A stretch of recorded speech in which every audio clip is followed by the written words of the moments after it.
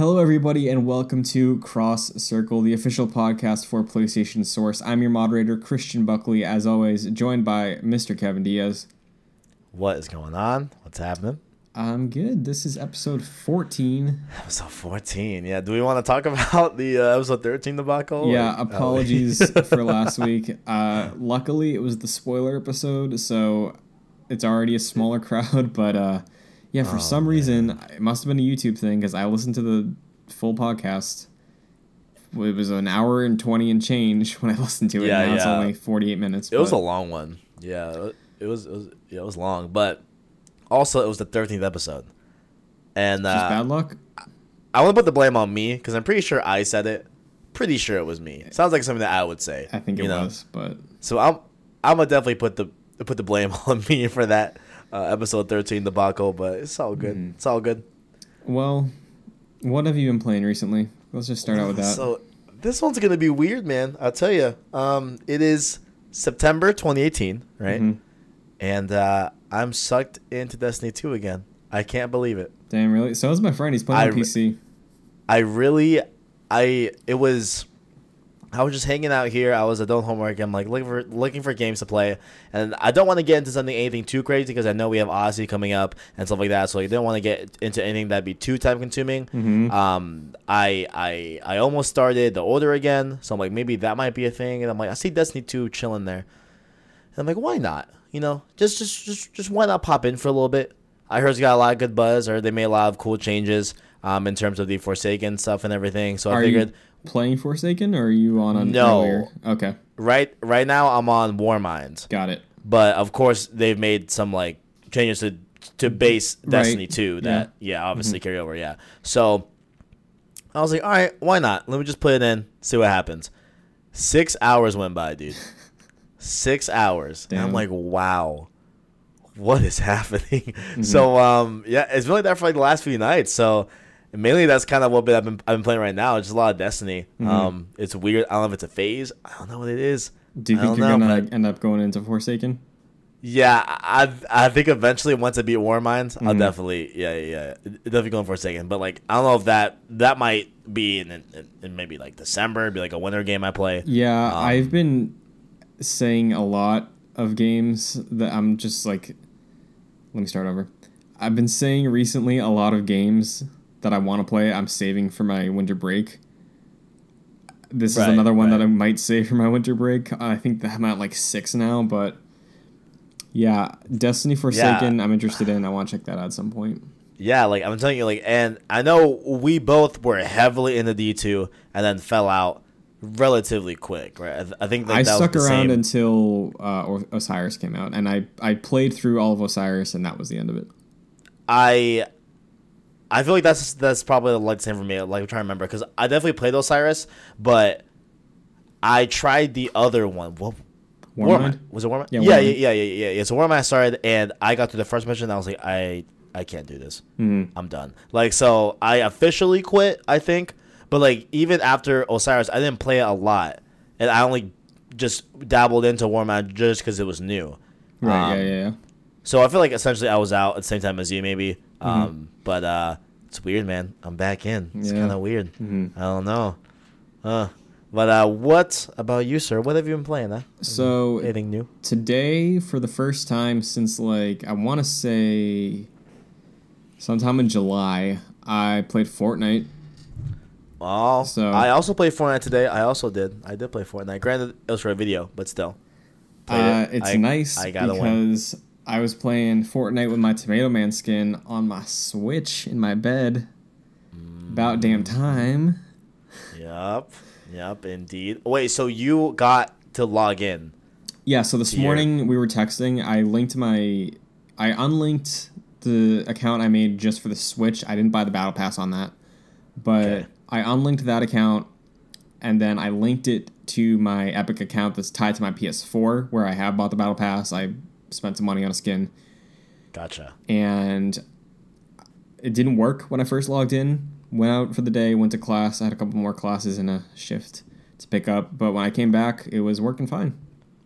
Yeah, I need to do that here after the cast. Like, probably just walk me through that because I definitely need to try it out if it's working. Because like I know you said it wasn't, then I went to class, so I didn't get like a full recap.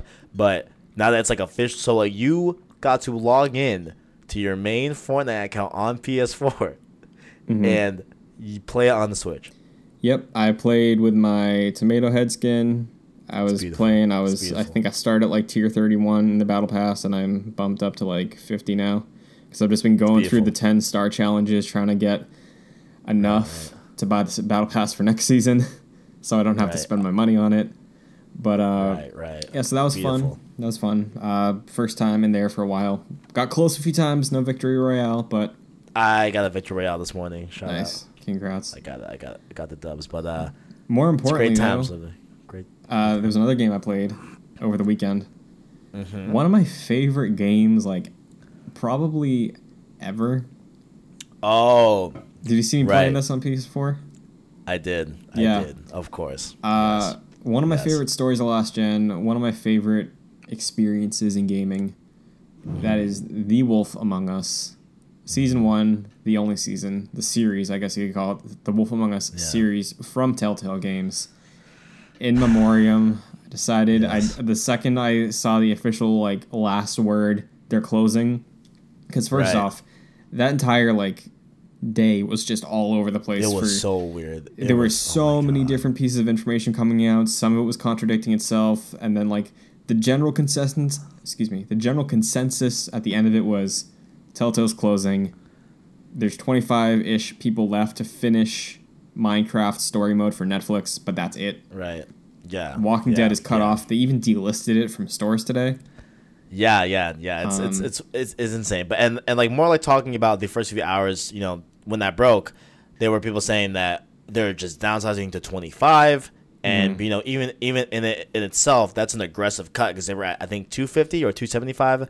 They were at 250, but like last November, I think they were at 275. Oh, right, yeah. Because there was that, which I forgot about. And then like now, you know that. So like people were talking about, oh, it's just a downsize, and we are getting the last 2 episodes of season 3 the final season. of Walking Dead. Last season. Final season. Yeah. So like those were safe and secure.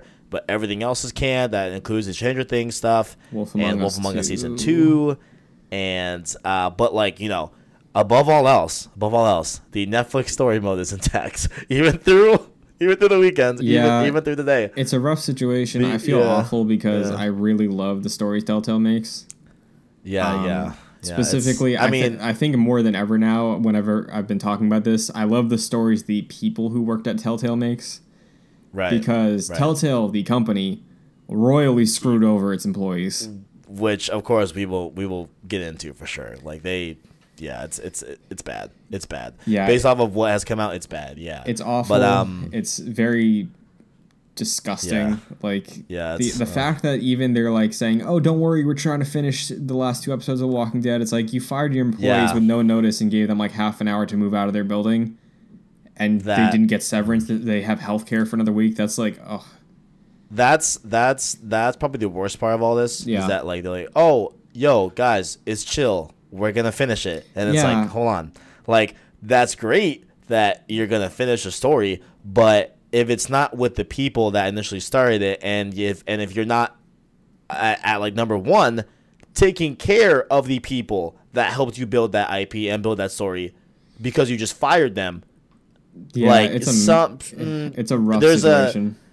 There's a misalignment of priorities I see that are like super clear. Definitely, you know, that's like, hey, something's gonna give here, you know. But so you played through the first episode of I played the only episode, season. Excuse me.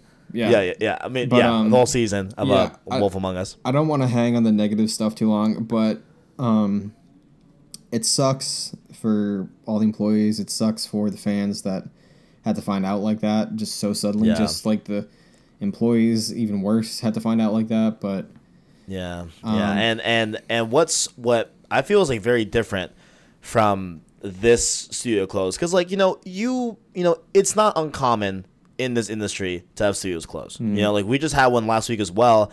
That was Capcom Vancouver. They also shut down, unfortunately, as well. So obviously I know like a lot of the spotlight is on Telltale, but I just hope that even though there is this massive spotlight on Telltale, I hope that like people are still remembering that, hey, there's also another 100 some employees from Capcom that also got laid off the same week as well. Yeah, so I just hope that like they don't get lost in translation, Mm-hmm. you know. But I think what's like very, very different about this Telltale whole debacle about that studio closing is how we are hearing the reactions from the employees themselves, because a lot of them are very critical. Oh very, yeah, very critical, very I'd upset. be just as pissed as they are, and they're like deserving to be that upset about it all. Oh, And of course, the yeah. other Like, thing is, a lot of them are so passionate about the games they make that they feel awful too that they can't finish what they started. You know. 100%, 100%. Yeah, So- and like there's, yeah. I'm not sure how big into Telltale you were, Right. but Yeah. to move away from all the negative stuff, I want to do a little bit of a. The hashtag going on was thank you Telltale, so like happy Telltale memories, your favorite game they made, favorite moment from a game they made. Yeah, yeah. So I'm a little bit. So here's the thing. So when Telltale was doing The Walking Dead season 1, right?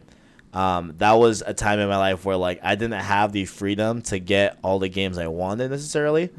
Young enough where I was still, passionate about games, but didn't have the income necessarily to go and get whatever I wanted. Right. Or the freedom and flexibility to do so.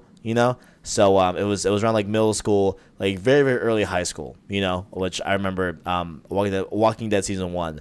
And so like for that whole season, I would watch Let's Plays of the game. So,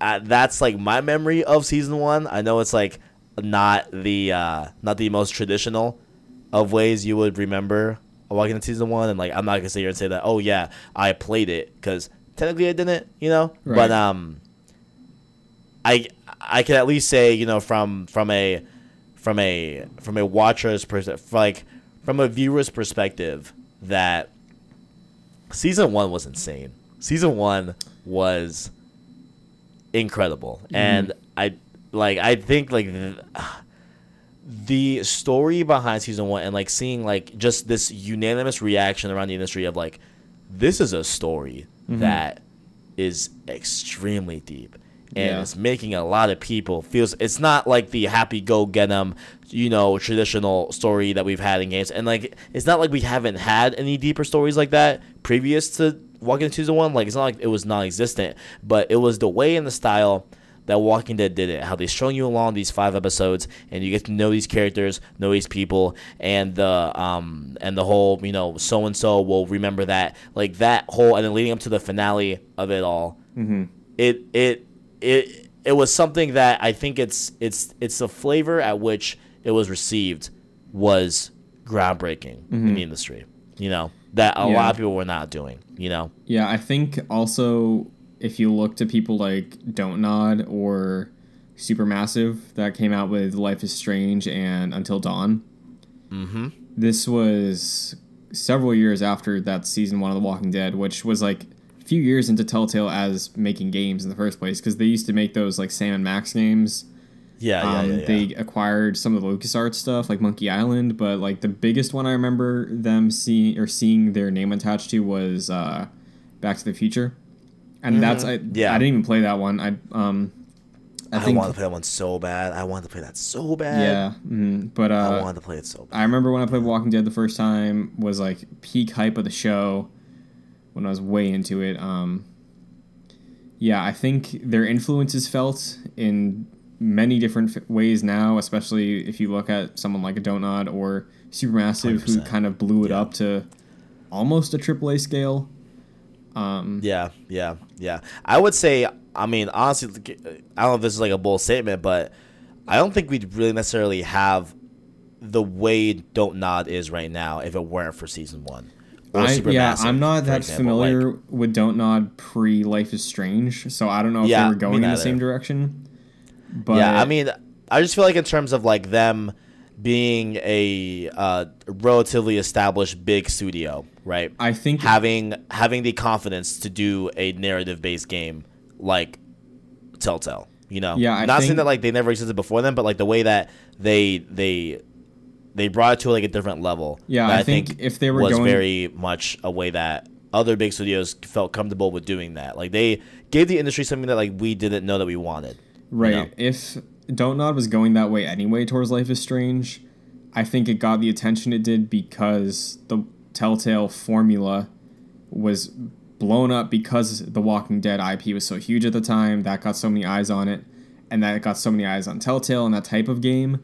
So that way, when something like Life is Strange came out, that it's very much like a relatable coming-of-age story. It's not just like, oh, this is a cool thing that like a small group of people like. It got attention because it's like, oh, this Telltale-like game is doing weird, like, crazy Twin Peaks, small town, supernatural story, and it's Telltale style. Like, that's the easy pitch, you know? Right. So I think it definitely, the attention it got, I think, was helped because Telltale made people familiar with that type of game. But, yeah, 100%, yeah. And I guess if you want to go in, I know it's like probably negative as well. Again, like I know we're kind of on the happy-go-lucky, like great moments of Telltale, but I think there also has to be something said about like how this all happened, and I feel like the injustice of the employees of Telltale, you know, that like they got because, you know, looking at Telltale just as a company, right? Post season 1. They were the hotness, right? And I think a lot that has to play into their downfall was how many projects they uptook, right? Yeah. And it's like hard to say that they shouldn't have because at the end of the day, they're people, they're a studio, and if they're passionate about all these things, they're gonna of course want to do them and want to iterate and make games and tell stories in those universes. So I'm not here to like wish that like they almost never did, but I feel like if they hadn't, I think it's fair because that's mostly from a management standpoint, and that's where the entire thing gets screwed over. You know, I don't blame the creators, I don't blame the writers or the any of the artists or anything like that, or anybody who made the games. I think from a structural standpoint, from a management standpoint, taking on all those properties, spreading the team too thin, growing massively within the shortest amount of time. I think those are all like the perfect storm of a downfall. And 100%, yeah, 100%. Yeah. Like there was a consensus you could feel over time that people were like, oh, another Telltale game, you know? I think when Guardians got announced, that was one that was just like another Telltale series, you know? Because I think at that point, they had Batman going. They had Game of Thrones they just finished. There was another season of The Walking Dead they were working on. Yeah, I think Borderlands as well. Yeah, Borderlands too. And like the thing is, I just named some great games, you know? Yeah. Like, I'll briefly say how much I love The Wolf Among Us because, again, that was my first introduction to the Fables comics, which I haven't like gone into because I just love the characterizations of The Wolf Among Us so much that I don't want to see what they're based on because like in my head, the main character Big B should be this way because that's how I played him, you know? How he talks, which is cool. Like I love. Yeah, but also side note, Wolf Among Us I watched as well in the same vein as Walking in Season 1. Right. So yeah. I didn't play these games, but I did watch Let's Plays. So take that as you will. But yeah, I love Wolf Among Us this past weekend was like the fifth or sixth time I played through it. It's such a cool world they build. Such a cool game they made. Yeah. Cool characters. Like, because the thing is, it's a shame. Like I said, I played through it about 5 times.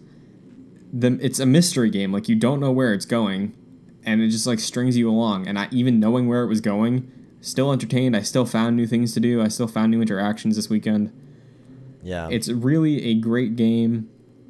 It ends on a cliffhanger, which I think is, if you're gonna go out anyway, might as well go out on a cliffhanger that makes your community go insane after the fact, you know?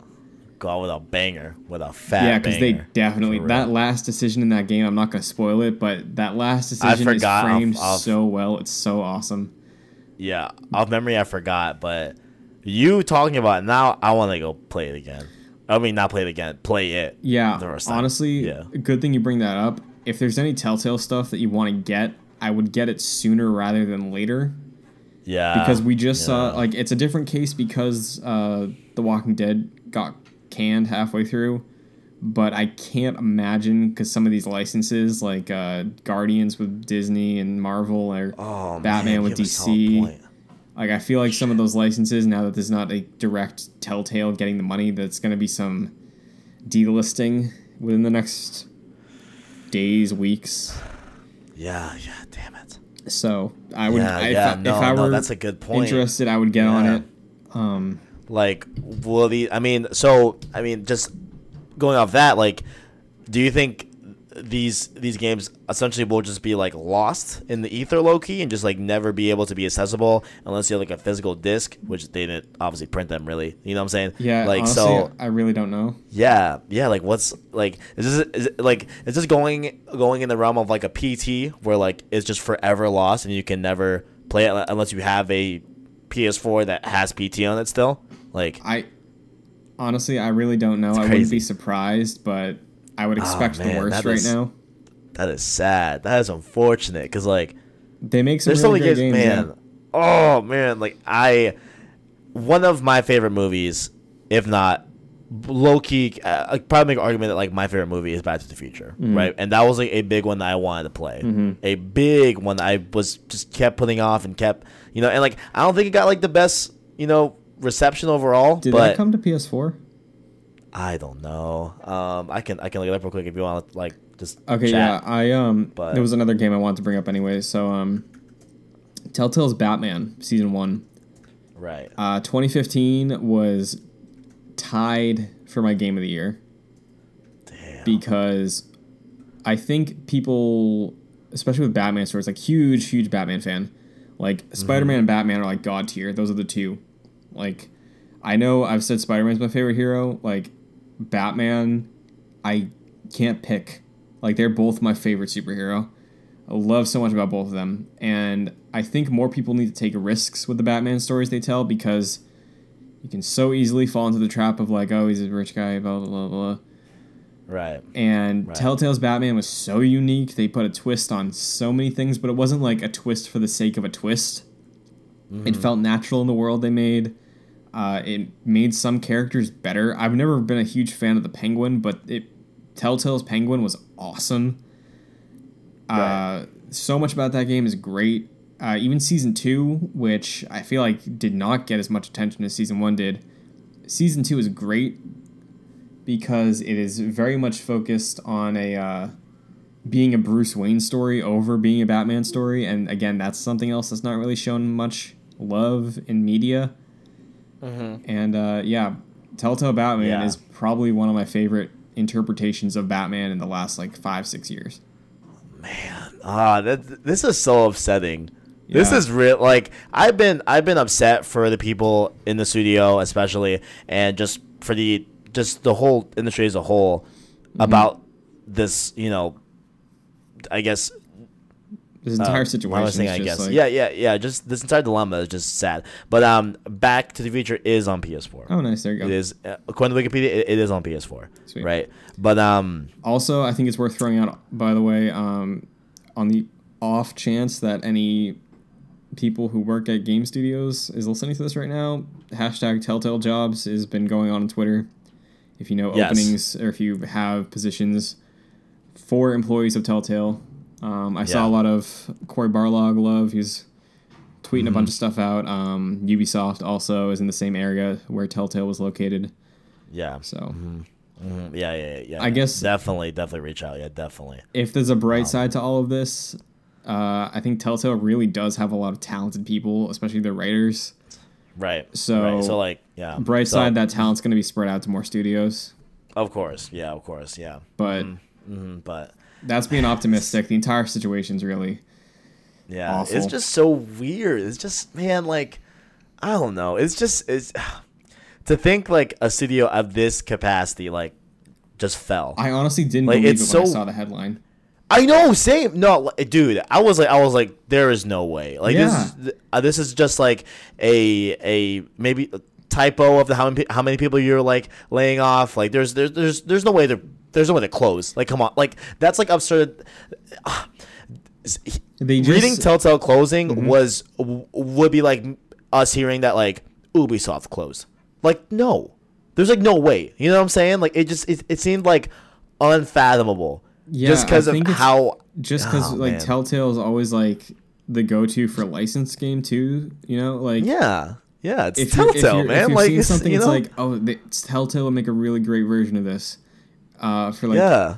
when Stranger Things was coming out, it was like, oh yeah, I'd love to see like a Telltale game of this. Mr. Robot, Yeah. like, oh, I'd love to see a Telltale game of this. Yeah, like Star Wars. I feel even, like they could do. Like, oh I'd my love to see a Star Wars God. Telltale game. I would. Star I would've- Trek, even I think they could do a good job. Of that, you know, like I would have killed to have a Star Wars. Are you a episodic Telltale, dude?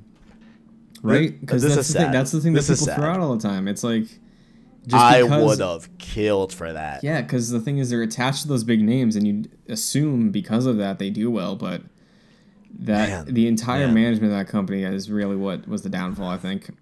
Yeah. And I definitely think to go ahead. Sorry, go ahead. I just want to say, bringing it up, yes, some of the games have technical performance issues. Never bothered me. That's what I was about to say too. It never bothered me. It happened to me like yeah. twice. I know there were some bad examples of things, like some things were unplayable. I never ran into that, but I've heard like a lot of op-eds. Like I forgot if it was the final boss battle per se boss battle in like Game of Thrones, I think, or in some other game, but I think Greg Miller was talking about how like he got to like the last scene of the last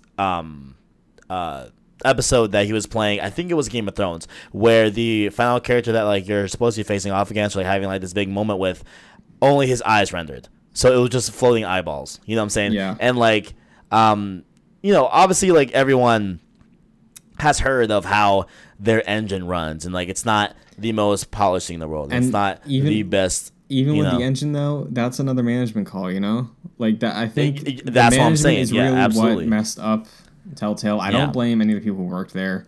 Absolutely not. But, absolutely not. They had jobs to do. They fulfilled the job, right, with what they had. If management stepped in and was like, hey, listen, we're going to cut down on the projects that we're doing right now. And what's sad is that, like, they tried to do that. They came out recently. This past year, Yeah. They came recently and they're like, hey, listen, we're going to do Walking Dead Season 3, the Stranger Things project, and Wolf Among Us 2. I think it was this year, actually, they came out to that. I think. Yeah, it was a few months ago. I forgot if it was wrong.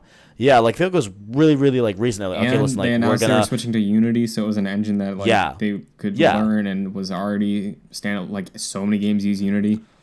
Mm-hmm. And also, I don't know if you saw any of the leaked Stranger Things early concepts that they had running and stuff like that, but like they were moving away from that like comic book aesthetic to their games to a more what's the word, like I forgot what it's called, but they had like a different aesthetic going on. Yeah. From as opposed to like there were clear signs that they were on the track to a better future, and they were attempting to do that, but I think it's the longevity of how long that poor management went on that led them to this point, unfortunately. Yeah, so it's sad. It'll be missed, man. Because like at least to me, I don't know about you guys, or like how you feel personally, or those in the audience, but like to me, when I think of a narrative-based episodic game, you think Telltale.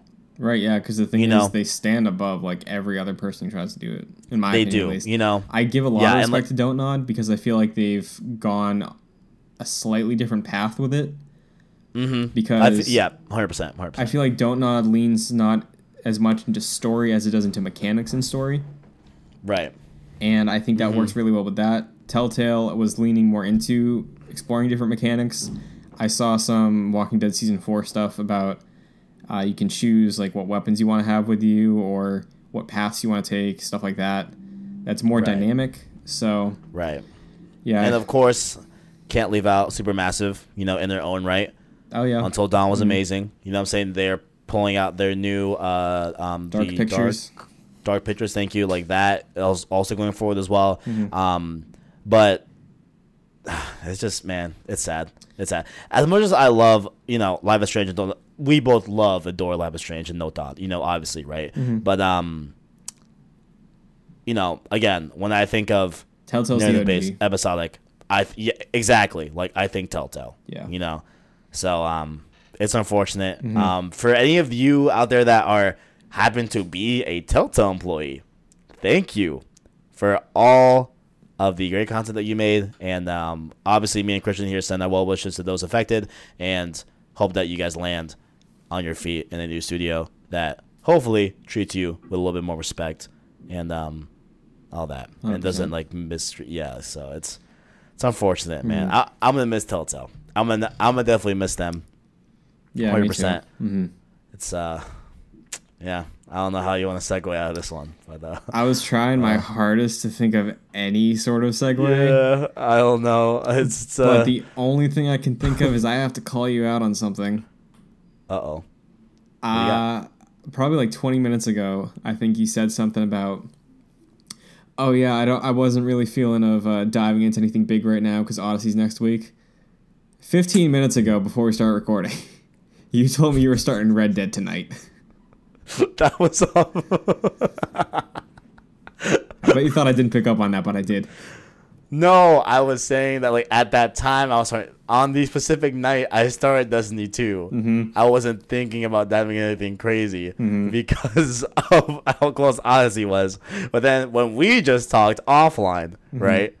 I was like, all right, you convinced me to play Red Dead tonight. Yeah, so. All right. Quickly. All right, bud. Is it cool if I clear the floor with that? Yeah. Quickly, is that cool? Yeah. A little bit of a discussion I want to have about Red Dead, mainly general thoughts where we stand right now, because game is pretty much like 4 weeks out. Yeah, it's end of October. Yeah. So recently Red Dead Redemption 2 previews came out. I listened to the Easy Allies preview that Brandon Jones did. He is a huge Red Dead fan.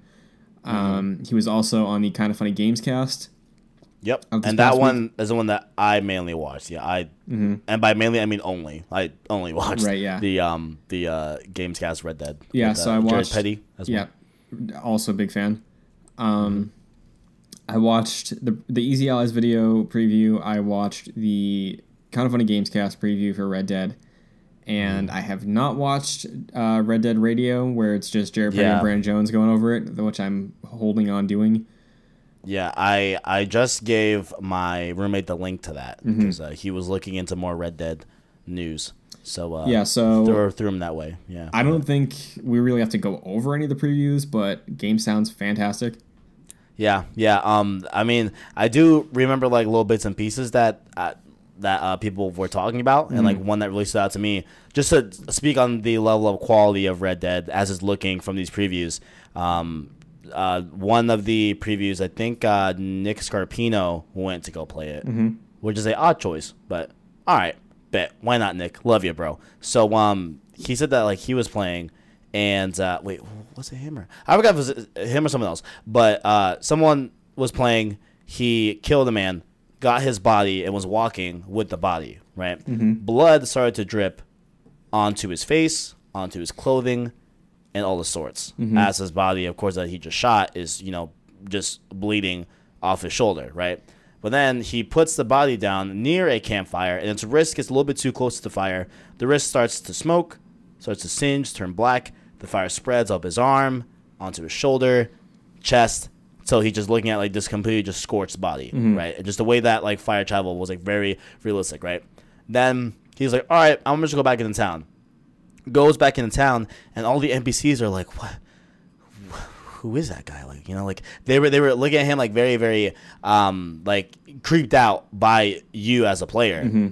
So the person that was playing was like, "Hey," he looked to a Rockstar dev there that was with him during the preview. I was like, "Yo, like, why are they like giving me that reaction? Like, what's up?" And the dev was like, "Did you clean off the blood off your shirt and off your face?" Like that, that was some like next level. I was like, wow. Yeah. That is impressive.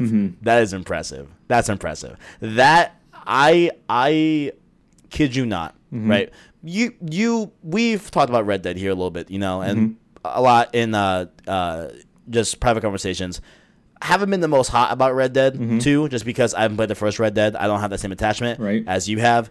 And just overall, like just from like what they've shown, I haven't been. I don't blame you because, like you said, you haven't played the first game. The marketing for Red Dead 2 is awful.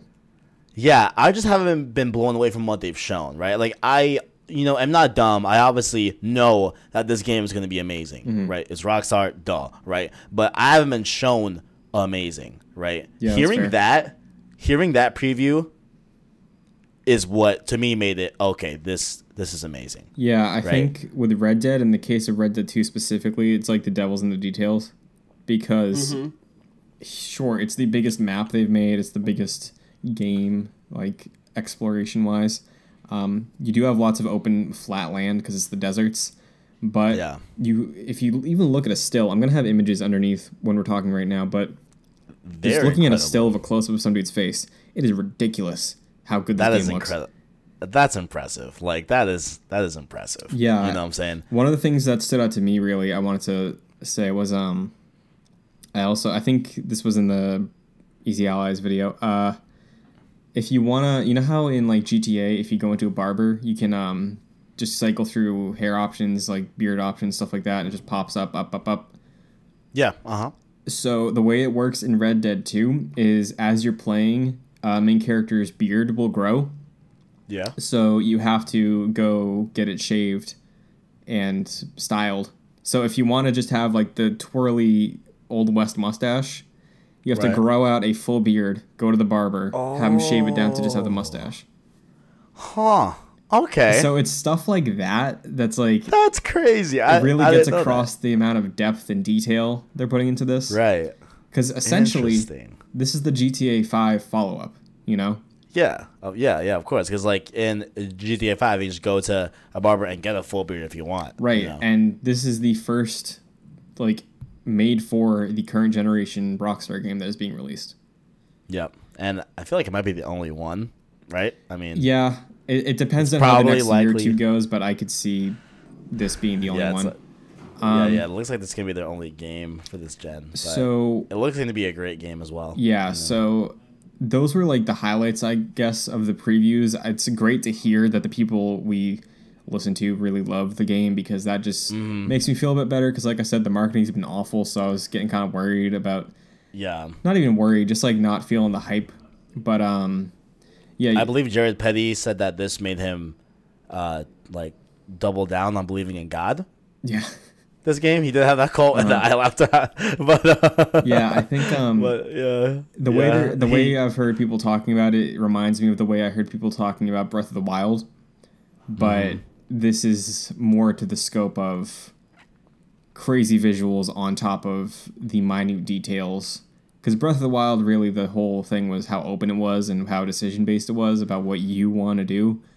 right. Red Dead, we've heard that, but we've also heard, like, people have their own dialogue for, like, several different situations. They have their own interactions with people, depending on the entire situation. You could kill a guy in front of someone, and the way you speak to a sheriff that's right in front of you is completely different than how it would have been if you didn't shoot him.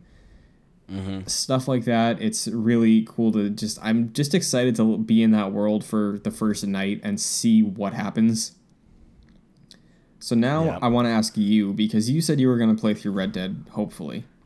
Yeah. We talked a lot about it before we started recording, and I definitely am now, especially after these previews. So before these previews, we talked, and I was very set on like I'm gonna skip Red Dead on release. Yeah. Right. I feel like eventually I will get to Red Dead 2, but I want to play the first Red Dead. I don't know when I don't know when I'm gonna have the time to play it. So I'm like, all right, just to settle my mind and settle my ease on my ease and all that on taking on the bigness that is Red Dead 1, I'm going to wait for Red Dead 2 and wait however long it goes, right? But especially after these previews, I feel like I'm gonna have a lot of FOMO when this game comes out. You know, a lot of fear of missing out with Red Dead 2. So Right.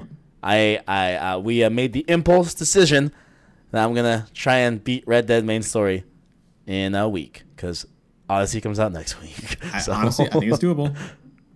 Because the thing Yeah, is, I mean, especially I'm right gonna now, definitely try. this is my word of like advice, sort of, that I want to give you about this.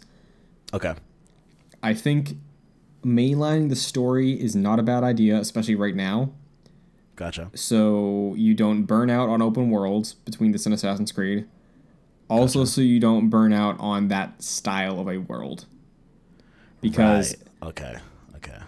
If you want to like take your time, if you want to go through some places, like explore around a little bit, I think that's worth it because there are so many amazing side things to do in that game. So many like side quests, like stories with strangers that are great. Greg's story that he has. Do you remember? Yep. Greg Miller's story? Yeah, which is incredible. Such a crazy story. Right. So Red Dead Redemption, I think, is my second favorite game of all time. And a lot of that, I think, rests on the story and how much time I put into that game, because I put so many hours into online with my friends just like going through that world. But the story in my head is just what makes it number two. And this, like the countless stories that me and my friends made, that I just made in that world, is what supports my placement of it in my like top 10. Right. So I think going through for the story, you'll be fine. And now, wow, I lost a train of thought. I lost a complete train of thought. Yeah, so I think going into Red Dead 1, I'm just going to treat it as if it was a linear experience, right? Yeah. I know it's doing it a disservice. I know it's essentially like getting a full pizza but eating like 2 slices instead of the full thing. You know what I'm saying? Or like getting like a 15-course meal and eating only 3 courses, like, you know. But for the sake of my sanity and wanting to, you know, just get Red Dead 2 at least narratively, they go, wait. Oh, here's what I'm gonna say. I wish also that I didn't know the ending to Red Dead 1. Oh no! Because unfortunately, I do know. Yeah, it's very, very unfortunate.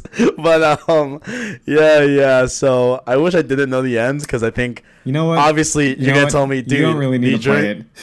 Stop! No, stop! No. Don't risk the burnout. You don't need to play it. It's fun. Play it later. No, okay, look, here's the thing. Look, all I know is that something happened to someone. I don't know his journey. I don't know, you know, the full implications of it. Actually, you know? Play it, because if you know what's coming, then it might like make it even more impactful. Yeah, okay? You know, maybe like this would be cool. But I do wish now in hindsight, I wish I didn't know the ending, because I think that ending would be incredible to know if I didn't know. That ending of that game is fantastic. Yeah, I wish I didn't know. Honestly, I tell you, for real. I think it might be the best ending I've seen in a game ever.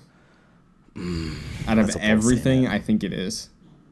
That's a bold statement. Just because of the amount of small moments, big moments that you get building up to that. The payoff is like insane. Not like anything else that I've ever seen in a game. Yeah. I'm gonna definitely tonight. I'm gonna make sure all the homework is done. A lot of homework I've been doing past few nights. Been like getting away with game time. Gonna get a glass of wine. I think I'm gonna jump into Red Dead. I think it's gonna happen. Sounds like a plan. Yeah, we're gonna do it. So last thing I want to bring up, though. Of course. Red Dead 2. Indeed. Is there, coming from the perspective of someone who's never played it, is there something that you're really hoping to get out of it? Based on what you've heard. Something that...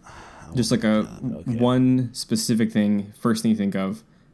What is something you want out of Red Dead 2? I'm actually getting chills and tears thinking about this. Like, it's kind of weird. But the first... And I know every podcast, we always find a way to talk about it. But the first night with God of War... I don't want to talk. No, I understand that, yeah. Yeah. The first night with God of War was such an incredible time for me, like personally, you know, like it was just like I hope that the way I was so encapsulated and so just I just so enveloped in the God of War world that they set up with God of War PS4, and how much I was intrigued by Kratos himself and Atreus and what's going on and the characters and Sindri and Brock and just everyone involved, you know, like I really hope that, you know, with Red Dead I get that same feeling of like this is a gorgeous, beautiful world to live in. Not just it's. I wanted to go beyond being like, this is a great open world map. This is a great open world game. Like I want to be a good like experience out of it. yes, I want to talk about this like a world and experience in the same way that I talk about God of War when I look back on it and when I talk about it to friends. Like how much like God of War is different in the sense of like it cultivated a world, and it for me at least became less and less of a game as I played it. And like I know that like sounds weird, but like I understand that. It just feels natural. Exactly, yeah. Like the way like it, like the way like as I kept playing it, I, forgot that like I'm holding a controller and I'm pressing button prompts and I'm doing combos. Yeah, and it just feels very natural, and it feels good to explore and learn. Exactly. Yeah. So and the way people have talked about Red Dead 1 and how Red Dead 2 is going to be in terms of previews, even from those that haven't played it yet, and like people that are just expecting like this is going to be incredible. Like one of them, I guess, being you to a degree, even though the way they're showing it, of course, is giving you like a lot of salt. But like but do you think it will be that? I guess I'm asking now. Like I guess just flipping it on you. Like, do you think I will get that?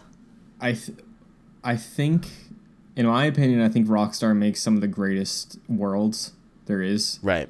Stories, they're usually misses for me, with the exception of Red Dead, which is a huge win for me. But like GTA, I never really cared about the world, the stories. It's just impressive with the detail. Red Dead, I care so much about the story and characters. And the world in Red Dead Redemption, I think, is all right. But post seeing GTA 5 and like the amount of detail and craftsmanship that went into that, pairing that with what I'm expecting out of something that is called Red Dead Redemption, I think you'll get that. Okay. All right. Sounds good, because because GTA 5 obviously was probably the last Rockstar game, anyone that's like played for an extensive amount of time. Obviously Red Dead, but like it's, I guess, Rockstar's latest go at a game, of course, GTA 5, right? And I never felt in a world in GTA 5. Yeah, it's very much like, I think it just felt like it turned into online being the preference, and actually that's a good segue, because that's my biggest thing. Right, with Red Dead which 2 is actually surprising to me. Yeah. I definitely didn't think that your main grab would be online, but actually it's not. Oh, I was talking more along the lines of being worried that I'm not grabbed by the character because of GTA Online. So my biggest wish is I just want the protagonist, Arthur Morgan. I want him to live up to John Marston as a character and as a vessel to explore that world. Right. John Marston is one of my favorite video game characters ever. May or may not be partly because of the voice, because they just got a guy who works on a farm to voice the guy.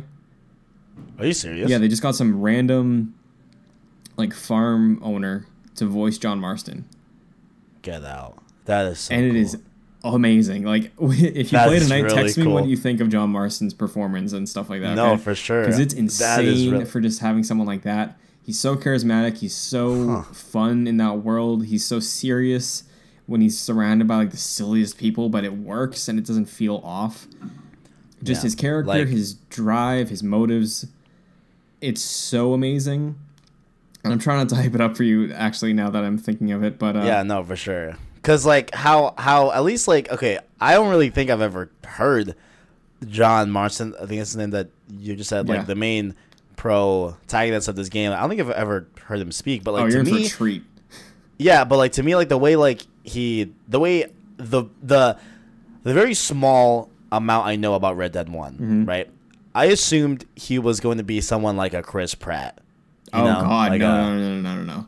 Yeah. Absolute opposite? Okay. We can talk about this next time we do a show. We can open next week's episode with that. I want to hear your impressions on John Marston. Yeah. I mean, yeah, just like how it looked, I totally thought it was gonna be just like a witty, funny. Not, I guess, not like totally funny, but yeah, because okay. Wrapping up what I was saying about the worry, kind of like you were saying with the interpretation you had or preconceived thing for John Marston. Right now, I think Arthur Morgan is about as charismatic as a wooden plank from everything they've shown. And I don't know, because the thing is, they put a lot of emphasis on choice and dialogue choices and all that kind of stuff in the pre-release stuff. So I'm worried that they might lean into him being more of a thing that the player imposes themselves on, like the way that Link is a silent protagonist. It's like, oh, it's so you can feel like it's you. I don't want that at all. Red Dead Online is that. Don't make the protagonist of your story a blank slate. That's my biggest worry because John Marston's a great character. Yeah, I don't personally like those. I hate when the protagonist is like silent, low key. Yeah, I'm okay with silent protagonists. I'm not okay with boring protagonists. That's the thing. Okay, right. Because if Arthur Morgan is just like, oh, I'm in the West, ma'am, and I'm Dutch's brother, like that's like ride or die with the gang till I'm dead. Like, if that's his whole thing, then I'm gonna be really disappointed. Right. So that's my whole big hope. I hope his character is much more than they've shown. Not to brag, let's end on this actually. Okay. Jeff Keighley tweeted at me because today? No, I asked him a question after the Red Dead previews were coming out. He's like, that's dope. Yeah, he was like, I can do a little Q&A. So I asked him, I was like, is it like clear that Arthur Morgan is a character who has motives you can get behind the same way it was super clear John Marston was a specific character with ideals that came across clearly?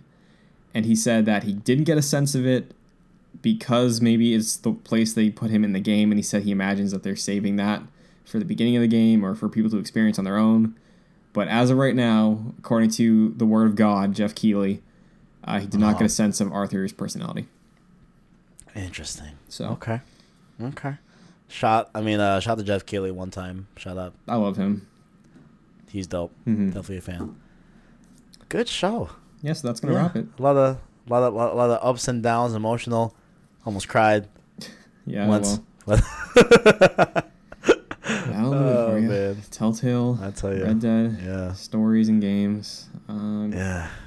I mean, the main protagonist of Red Dead not being Chris Pratt, unfortunately. It's, man. But if people want to find out your live impressions of Red Dead Redemption as you play through it, where can they find you?